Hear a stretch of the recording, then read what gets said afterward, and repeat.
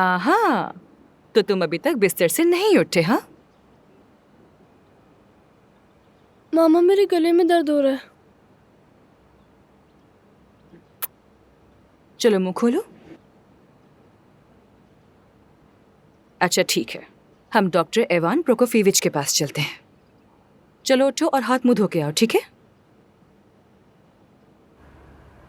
तुम कहाँ जा रहे हो? काम पर जा रहा हूँ। मैं वक्त बिल्कुल भी ज़ाया नहीं करना चाहता और साइट पर ही रात गुजार लूंगा। मैं तो सिर्फ 10 मिनट के लिए मार्केट गई थी, इतने में ऐसा क्या हो गया? थोड़ी देर पहले उसी की कॉल आई थी जिसके घर का कॉन्ट्रैक्ट लिया है मैंने। समझ नहीं आता क्या मसला है उसे मुझसे। सच पूछो तो मेरा दिल भर गया है इस नौकरी से। चलो तुम्हारा बैग तैयार करता हूँ।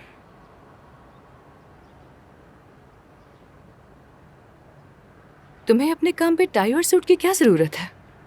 जाहिर है मुझे जरूरत है। काम वाले कपड़ों में जाऊंगा। मैं कोई फकीर तो नहीं हूँ जो घर से बाहर ऐसे ही चला जाऊं। आज मैं माशा से बात करूंगी। उसे नई जॉब जो मिली है। क्या मतलब है तुम्हारा? कैसी जॉब?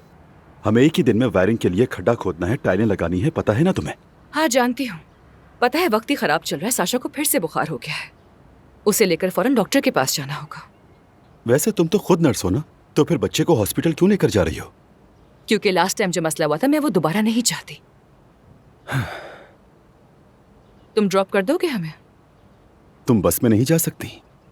वो औरत बहुत गुस्से वाली है, देर पर जुर्माना लगा देगी मुझ पर, बता रहा हूं मैं तुम्हें। अच्छा समझ रही ठीक हो है, ना? रिलैक्स हो जाओ तुम।